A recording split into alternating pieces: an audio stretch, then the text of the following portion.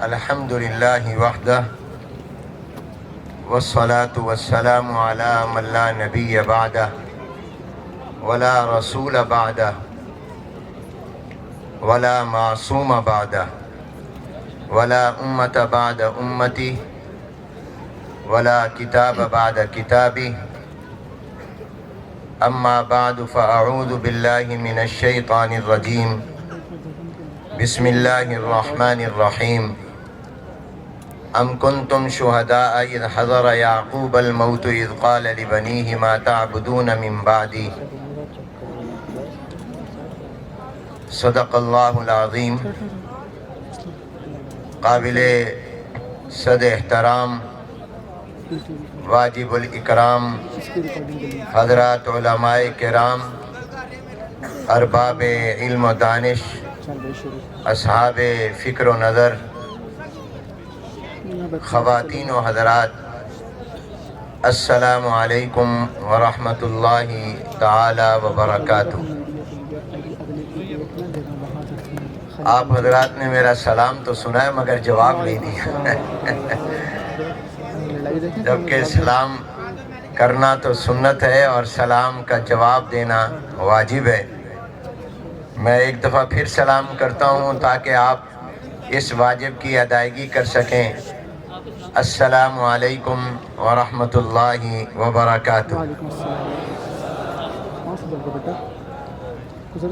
آج بتاریخ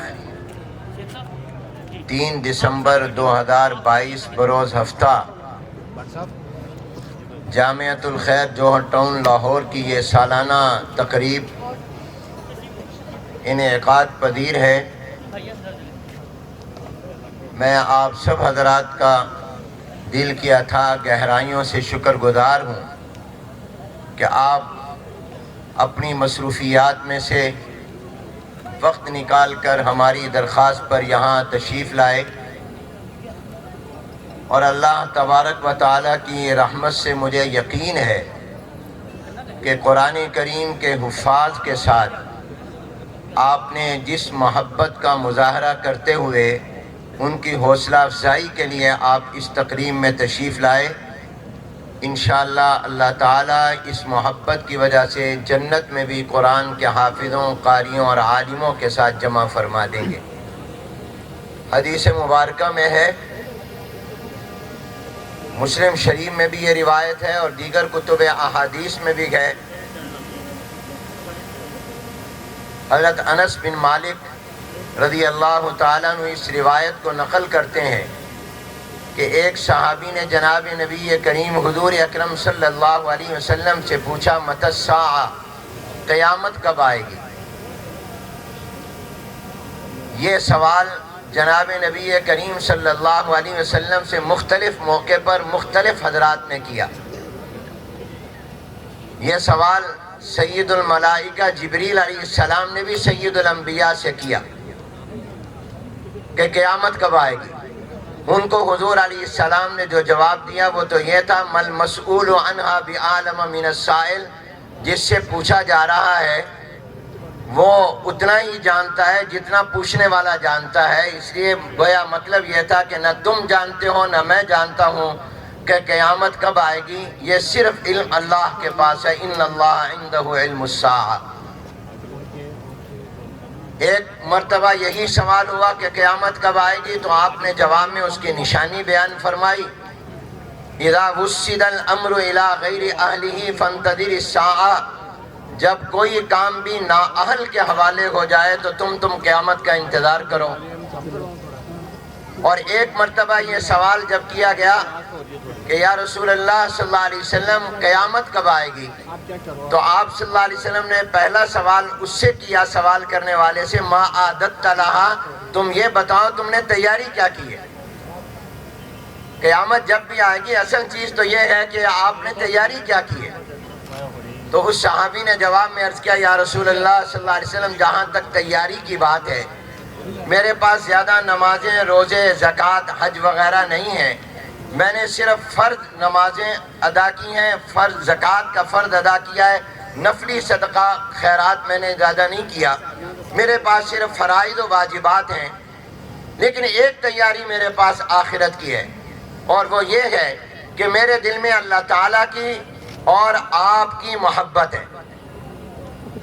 میرے دل میں آپ کی اور جناب نبی کریم حضور اکرم صلی اللہ علیہ وسلم سے عرض کی، یا رسول اللہ، آپ کی محبت میرے دل میں ہے، یہ میرے پاس ایک آخرت کی تیاری ہے۔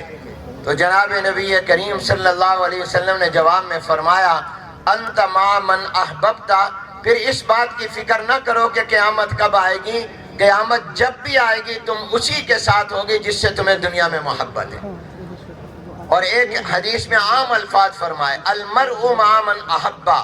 کہ آدمی اسی کے ساتھ ہوگا جس کے ساتھ اس کو محبت ہوگی۔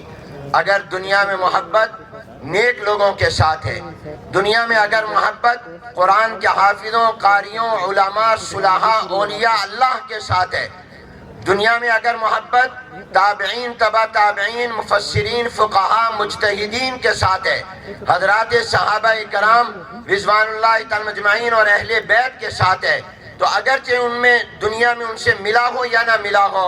مگر یہ محبت اسے آخرت میں ان کے ساتھ جمع کر دے گی۔ یہ محبت بڑی عظیم دولت ہے، بڑی عظیم نعمت ہے۔ اس لیے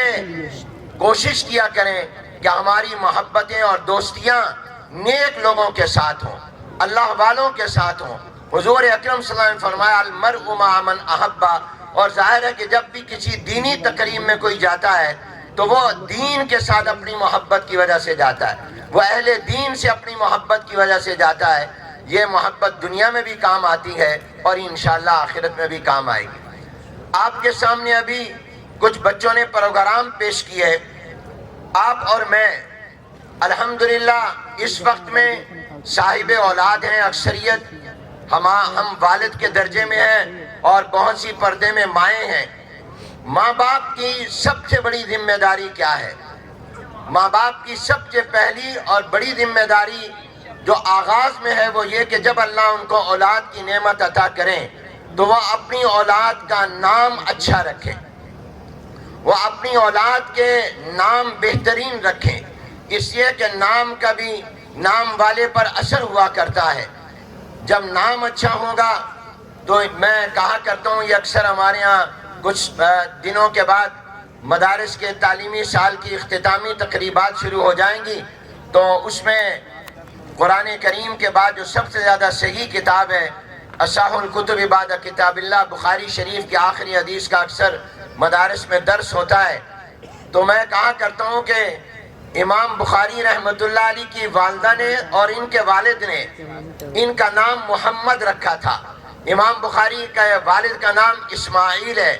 تو امام بخاری کے اس نام کی وجہ سے بھی اللہ نے یقیناً ان کو قبول کیا کہ پیغمبر محمد صلی اللہ علیہ وسلم کے لیے، ان کی حدیثوں کے لیے اللہ نے ایک امتی محمد کو اس خدمت کے لیے چن لیا۔ تو نام کا بھی نام والے پر اثر ہوا کرتا ہے۔ چنانچہ اہل علم فرماتے ہیں کہ جس کے نام میں جلال ہوگا، مثال کے طور پر جلیل الرحمن نام ہوگا، اس کے مزاج میں جلال اور غصہ ہوگا، اور جس کا نام جمیل الرحمن ہوگا، محمد جمیل ہوگا، اس کے نام کے اندر بھی جمال اور خوبصورتی ہوگی، اور وہ نام کی وجہ سے اس کے مزاج میں بھی نرمی اور اثر ہوگا۔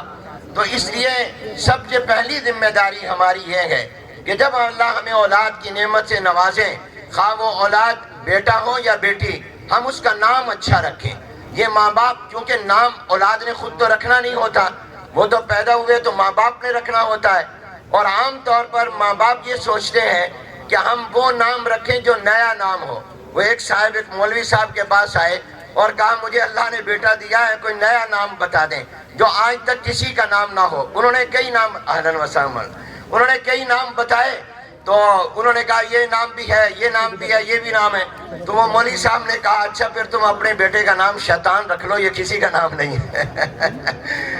تو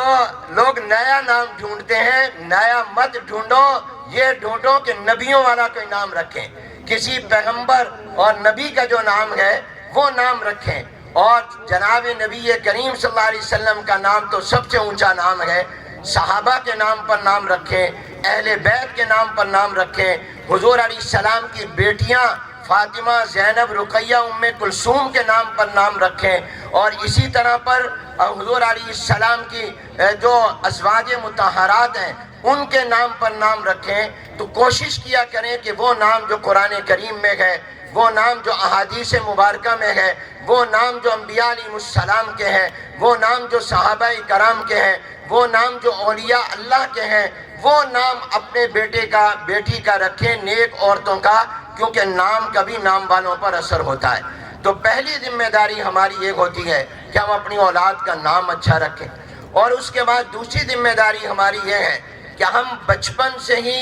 اپنی اولاد کی تربیت کریں، اس لیے کہ بچپن کی چیز بچپن تک جاتی ہے۔ میں آپ کو بتاتا ہوں، ہم نے ملتان میں اسکول بنایا، حضرت مفتی تقی عثمانی صاحب دامت برکاتہم جو تشریف لا رہے ہیں، انہوں نے ہی اس کا افتتاح فرمایا، تو حضرت نے فرمایا کہ آپ نے یہ بہت اچھا کیا، تربیت کی طرف زیادہ توجہ دینا۔ میں اب تربیت کی آپ کو مثال دیتا ہوں، تربیت کیا ہوتی ہے۔ میرے دوست تھے جو بینک مینیجر تھے، وہ میرے پاس آئے، کہنے لگے کہ مولانا میں آپ کا شکریہ ادا کرتا ہوں، آپ نے ایک اچھا اسکول بنایا، میں نے اپنی بیٹی کو آپ کے اسکول میں داخل کیا۔ کہا میں لاہور سے ملتان آ رہا تھا، میں ڈرائیو کر رہا تھا، اور میری اہلیہ، میری وائف اگلی سیٹ پر تھی اور میری بیٹی پیچھے بیٹھی تھی، تو میں نے بیٹی کو کہا بیٹی ذرا مجھے ٹیشو پیپر دینا،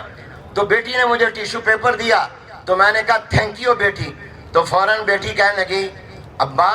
جان آپ مجھے تھینک یو کہہ رہے ہیں، آپ اس کی بجائے مجھے جزاک اللہ کہہ دیں۔ آپ نے تھینک یو کہا، میرا شکریہ ادا کیا، لیکن جزاک اللہ کہہ دیں گے، آپ مجھے دعا دے دیں گے۔ اب دیکھیں اس کے دماغ میں بچپن میں جب آپ نے ڈال دیا اللہ اور جزاک اللہ اور دعا، تو یہ بچپن کی چیز بچپن تک جائے گی، پوری عمر تک جائے گی۔ اسی طرح میرے ایک دوست تھے، پولیس افسر تھے، ڈی آئی جی تھے، وہ آئے کہنے کہ مولوی حنیف میں آپ کا شکریہ ادا کرتا ہوں، آپ نے اسکول بنایا، میں نے اپنے بیٹے کو یہاں داخل کیا، اور میری وائف صبح کو اسے تیار کرتے ہوئے شوز پہنا رہی تھی۔ جب اس کو شوز پہنا رہی تھی تو اس نے کہا کہ امی آپ میرے بائیں پاؤں میں لیفٹ سائڈ میں پہلے پہنا رہی ہیں، رائٹ میں بعد میں پہنا رہی ہیں، آپ مجھے رائٹ میں پہلے جوتی پہنایا کریں، بائیں میں بعد میں۔ والدہ نے کہا بیٹا کیوں؟ کہا کہ میں نے کل اپنی ٹیچر سے سنا تھا، میری ٹیچر نے مجھے بتایا تھا کہ دائیں پاؤں میں جوتی پہلے پہننا حضور علیہ السلام کی سنت ہے۔ اب جس بچے کے دماغ میں آپ نے جناب نبی کریم صلی اللہ علیہ وسلم حضور کی سنت بچپن میں ڈال دی، وہ انشاءاللہ بڑے ہونے کے بعد وہ اگر امریکہ اور یورپ کے ماحول میں بھی چلا جائے گا تو وہاں جا کر بھی انشاءاللہ اس کی تہذیب، اس کا تمدن، اس کا طریقہ، اس کا عقیدہ، اس کا نظریہ محفوظ رہے گا۔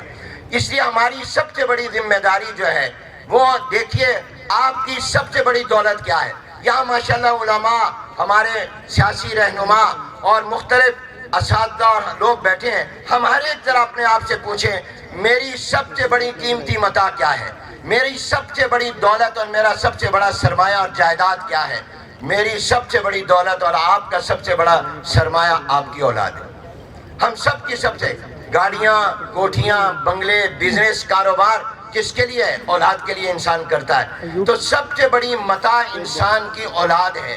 اور سب سے بڑی انویسٹمنٹ بھی اولاد ہے۔ جناب نبی کریم صلی اللہ علیہ وسلم فرمایا دنیا سے جو انسان نیک اولاد چھوڑ کر جاتا ہے وہ نیک اولاد بھی اپنے ماں باپ کے لیے صدقہ جاریہ ہوتی ہے۔ ہم نیک اولاد بنائیں گے تو وہ ہمارے لیے صدقہ جاریہ بنے گی۔ تو سب سے بڑی ہماری دولت ہماری اولاد ہے۔ ہمیں اپنی اولاد کی تعلیم اور تربیت کا انتظام کرنا ہے۔ بعض لوگ کہا کرتے ہیں کہ سب سے پہلے روٹی ہے،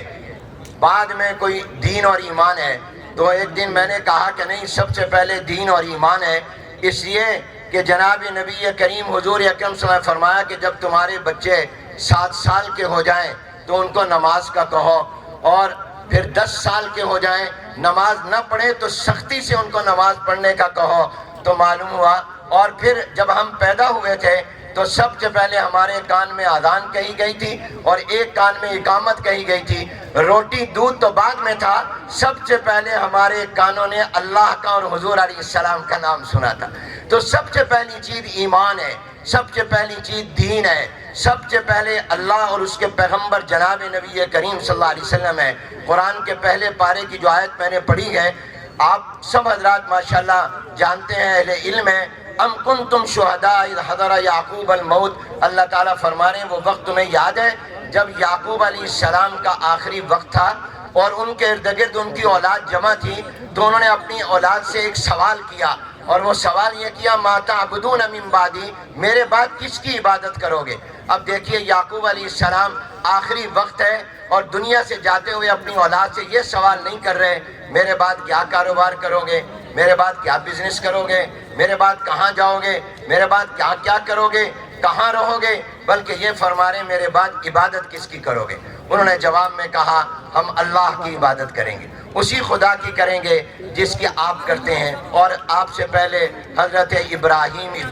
اسماعیل علیہ السلام نے کی ہے، تو انہوں نے بھی سوال دین کے بارے میں کیا۔ اب آپ دیکھیے ہم جب قبر میں جائیں گے، ہم سب کو جانا ہے، وہاں پر ہم سے یہ نہیں پوچھا جائے گا کیا کما کر آیا، پوچھا جائے گا من ربک کا، تیرا رب کون ہے، من نبیک کا، تیرا نبی کون ہے، ما دینک کا، تیرا دین کیا ہے۔ اور حضرت مولانا محمد ادریس صاحب کاندھلوی رحمۃ اللہ علیہ نے ایک بیان کیا تھا، میرے جد امجد حضرت مولانا خیر محمد صاحب رحمۃ اللہ علیہ کی وفات پر تعزیتی اجتماع انہوں نے کیا، تعزیتی بیان کیا، تو حضرت نے فرمایا تھا کہ وہاں لفظ رب سے سوال کیوں ہوگا، کہ یہ کیوں نہیں پوچھا جائے گا تیرا معبود کون ہے؟ فرمایا اس لیے کہ عالم ارواح میں سب سے پہلا سوال اللہ نے الستو بربکم کیا تھا، کیا میں تمہارا رب نہیں ہوں؟ تو لفظ رب سے سوال ہوا تھا، قرآن بھی شروع لفظ رب سے ہو رہا ہے الحمدللہ رب العالمین، اس لیے فرمایا یہ نہیں پوچھا جائے گا من الہ کا، تیرا الہ کون ہے، تیرا مسجود کون ہے،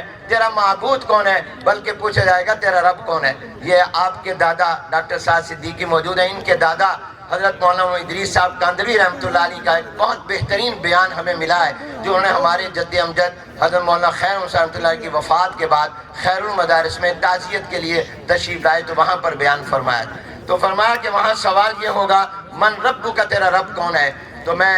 اپنی بات کو مختصر کرتے ہوئے عرض کرتا ہوں کہ ہمیں اپنی اولاد کی صحیح تعلیم اور تربیت کی فکر کرنی چاہیے۔ آج ہمارے سکول، کالج، یونیورسٹیاں اور بہت سے مدارس وہ تعلیمی ادارے تو ہیں، وہ تربیتی ادارے نہیں ہیں۔ آج تربیت ختم ہو گئی، اس لیے آج اولاد ماں باپ کا احترام نہیں کرتی، اور آج اولاد کو ماں باپ سے، ماں باپ کو اولاد سے گلہ اور شکوہ رہتا ہے۔ اور یہاں ماشاءاللہ بڑے اچھے اہل علم موجود ہیں، میں ان سب سے درخواست کروں گا کہ آپ حضرات کو جن جن کو اللہ نے وسائل دیے ہیں، اور دوسرے حضرات سے بھی درخواست کروں گا کہ جہاں آپ نے مدارس قائم کیے ہیں، جہاں آپ نے ماشاءاللہ لوگوں کے تعاون سے مساجد تعمیر کی ہیں، آپ ہر جگہ بہترین اسکول بنائیں، کالج بھی بنائیں، یونیورسٹیاں بھی بنائیں، اس لیے کہ آج جو ہماری نسل ہے وہ اگر محفوظ ہم نے اس کو کر لیا تو اگلی نسل محفوظ ہو جائے گی۔ آج جو ایک مغربیت کی یلغار ہے، آج جو ایک مغربی تہذیب، تمدن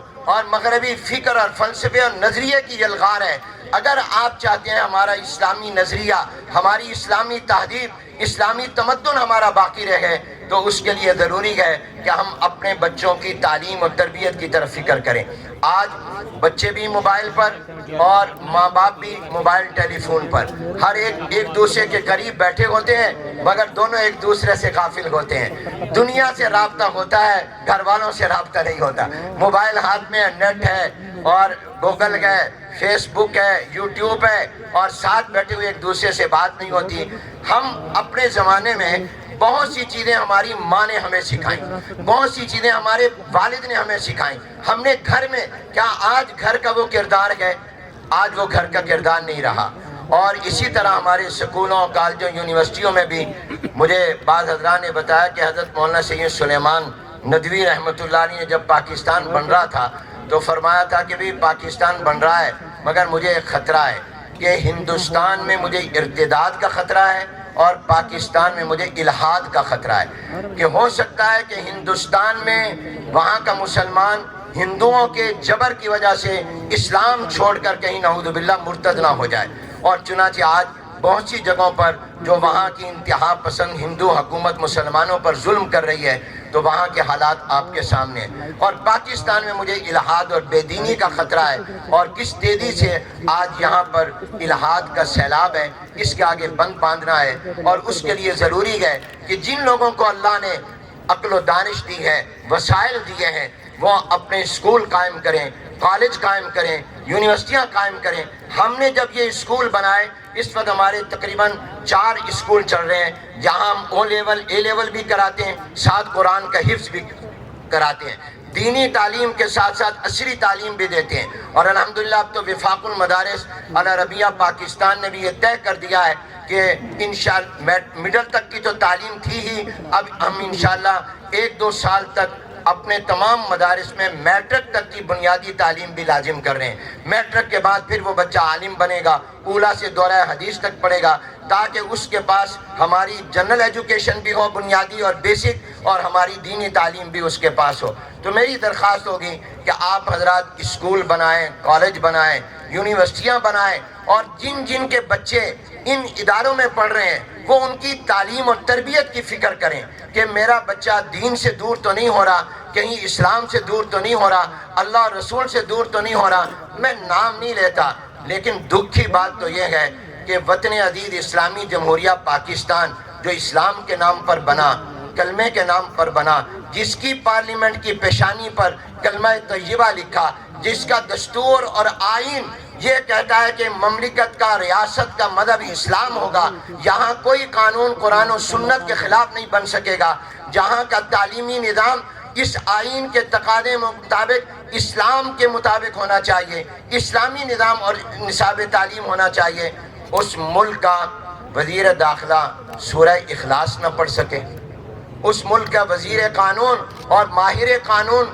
سورہ اخلاص بھی نہ پڑھ سکے، اور قرآن کی باقی صورتیں اور آیتیں یہ المیہ نہیں ہے، یہ ہمارے لیے سوچنے کا مقام ہے، یہ لمحہ فکریہ ہے کہ جن لوگوں نے ہمارے نظام مملکت اور ریاست کو چلانا ہے وہ بالکل دین سے ناواقف ہوں، وہ بالکل دین سے۔ آج یہ تو کہا جاتا ہے مدرسہ ریفارم، مدرسہ ریفارم، اور مدرسہ ریفارم کا مطلب یہ ہوتا ہے کہ مجھے لوگ پوچھتے ہیں کہ آپ کی گورنمنٹ سے اکثر مذاکرات رہتے ہیں، اور پچھلے کئی سالوں سے ہمارے بھی اور ہمارے کئی یہاں دوست احباب بیٹھے ہیں، ان سب کی بات چیت چلتی رہتی ہے۔ وہ کہتے ہیں کہ مولانا حکومت کیا چاہتی ہے، آپ کیا چاہتے ہیں؟ میں نے کہا ہم 2 لفظوں میں ان کو بتایا کرتا ہوں، میں کہتا ہوں گورنمنٹ چاہتی ہے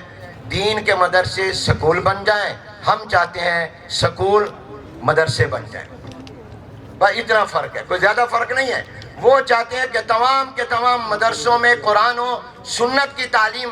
ختم یا کم ہو جائے، برائے نام ہو جائے، اور جو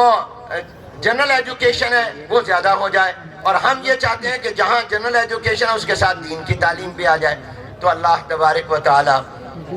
ہمارے ملک کے نظام تعلیم کو، ہمارے ملک کے نصاب تعلیم کو بہتر کرے۔ میں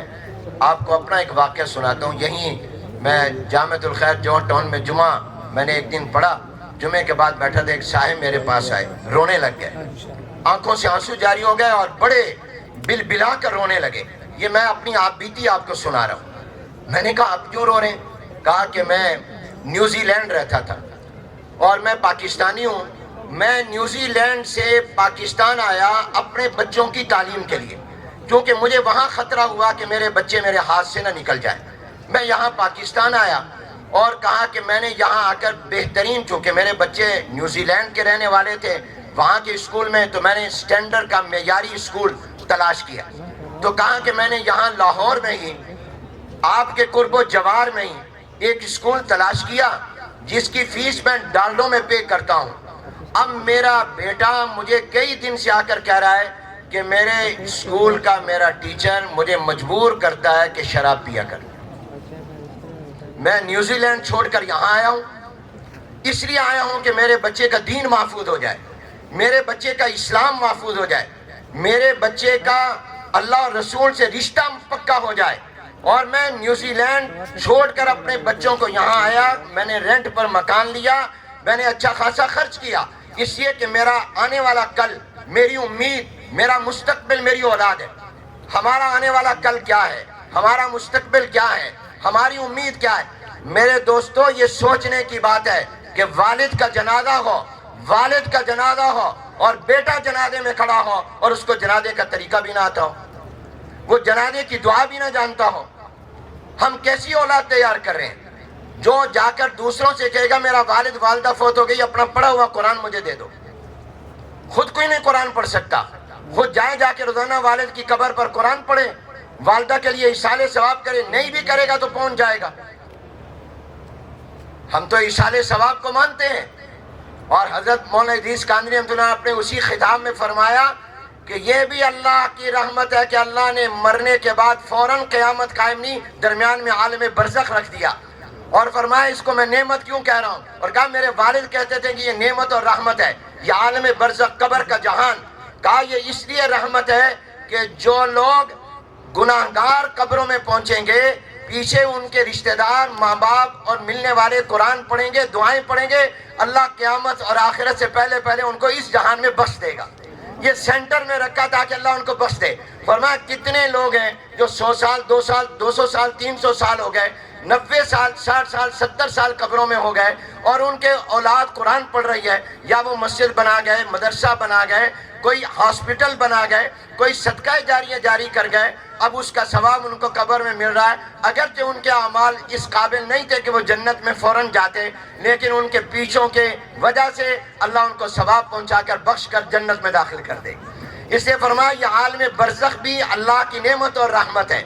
اور میں اس کی مجھ سے ایک دن کسی نے کہا کہ مولانا یہ کیسے ثواب پہنچ جاتا ہے، قرآن میں پڑھ رہا ہوں، میرا والد قبر میں ہے، ثواب جہان بھی الگ ہے۔ تو میں نے اس کو کہا کہ ذرا موبائل نکالو، اس نے موبائل نکالا، میں نے کہا آپ کے موبائل میں اگر بیلنس ختم ہو جائے تو کیا کرتے ہو؟ کہا کہ میں کراچی ہوں یا اسلام آباد، میں فون کرتا ہوں اپنے آفس میں کہ میرے موبائل میں بیلنس ڈلوا دو۔ میں نے کہا میں بھی سفر میں ہوتا ہوں تو ملتان اپنے دفتر کو کہتا ہوں ذرا 2000 3000 اس پہ ڈال دو،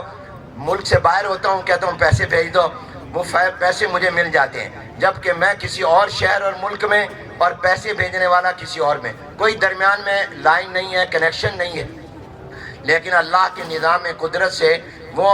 مجھے پہنچ جاتا ہے، اس کا جو وہ بیلنس میرے ایزی لوڈ کراتا ہے وہ میرے موبائل میں آ جاتا ہے۔ تو اگر آج کا انسان اور سائنسدان سائنس کی بنیاد پر وہ ایزی لوڈ ایک ملک سے دوسرے ملک یا ایک شہر سے دوسرے شہر موبائل میں پیسے بھیج سکتا ہے، تو جس اللہ نے انسان کو یہ عقل اور دماغ دیا ہے وہ قادر نہیں ہے کہ آپ کے پڑھے ہوئے قرآن کریم کو آپ کے والد کے پاس قبر میں پہنچا دے؟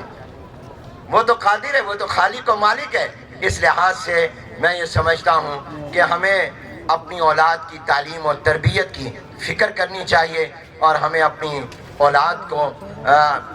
ایسا بنانا چاہیے جو ہمارے لیے صدقہ جاریہ ہو۔ ہمیں اپنی اولاد کو سائنس، ٹیکنالوجی، ریاضی، یہ تمام علوم جس میں مسلمان امامت کیا کرتا تھا، آج مسلمان پیچھے چلا گیا، اس میں وہ کمال حاصل کرے، لیکن دین کو قربان کر کے نہیں، دین کو چھوڑ کر نہیں، دینی تعلیم کو خیر آباد کہہ کر نہیں، دین کا بنیادی علم ہر ایک کے پاس ہونا چاہیے، اور دین کا ضروری علم ہر ایک کے پاس ہونا چاہیے، اس لیے کہ یہ ہماری ذمہ داری ہے۔ جناب نبی کریم رحمت عالم حضور اکرم صلی اللہ علیہ وسلم نے ارشاد فرمایا، اور یہ سنا کر میں ختم کرتا ہوں، فرمایا کہ سب سے بہترین عطیہ، سب سے بہترین گفٹ جو ماں باپ اپنی اولاد کو دے سکتے ہیں وہ بہترین تعلیم اور تربیت۔ آپ اپنی اولاد کو، آپ اس کو مرسڈیز دے دیں، آپ اس کو V8 دے دیں، آپ اس کو فارم ہاؤس، کوٹھیاں، بنگلے دے دیں، یہ اتنا بڑا گفٹ نہیں ہے جتنا بڑا گفٹ یہ ہے کہ آپ اس کی صحیح تعلیم اور تربیت کا انتظام کر دیں، یہ سب سے بڑا گفٹ ہے۔ اللہ تعالیٰ مجھے بھی اس کی توفیق عطا فرمائے اور آپ کو بھی توفیق عطا فرمائے۔ میں آپ کا شکر گزار ہوں، تمام علماء کرام کا، مشائخ اعظام کا، اور اپنے دوستوں کا، احباب کا، مختلف سیاسی رہنماؤں اور شخصیتوں کا جو اس پروگرام میں تشریف لائے۔ ابھی انشاءاللہ شیخ الاسلام حضرت مولانا مفتی محمد تقی عثمانی صاحب دامت برکاتہ العالیہ تشریف لائیں گے، اور ہم ان کا کلیدی خطاب سب سنیں گے اور ان کی زیارت بھی کریں گے، جو اس وقت عالم اسلام کی سب سے ممتاز علمی اور روحانی شخصیت ہیں۔ اللہ تعالیٰ آپ حضرات کو جزائے خیر عطا فرمائے۔ یہ جامعۃ الخیر جوہر ٹاؤن لاہور میں الحمدللہ دینی تعلیم کے ساتھ ساتھ عصری تعلیم بھی ہے، بچوں کو قرآن کریم کا حافظ بھی بنایا جاتا ہے، اور ان کو ماشاءاللہ میٹرک کی بھی ساتھ تعلیم دی جاتی ہے۔ درس نظامی میں بھی الحمدللہ ان کی صحیح تربیت کی ہم فکر کرتے ہیں، ٹیکنیکل ایجوکیشن بھی ہے۔ اللہ تعالیٰ مجھے اور آپ کو اپنے بچوں کے لیے اچھے اداروں کا انتخاب کرنے کی توفیق عطا فرمائے۔ وما علینا الا البلاغ۔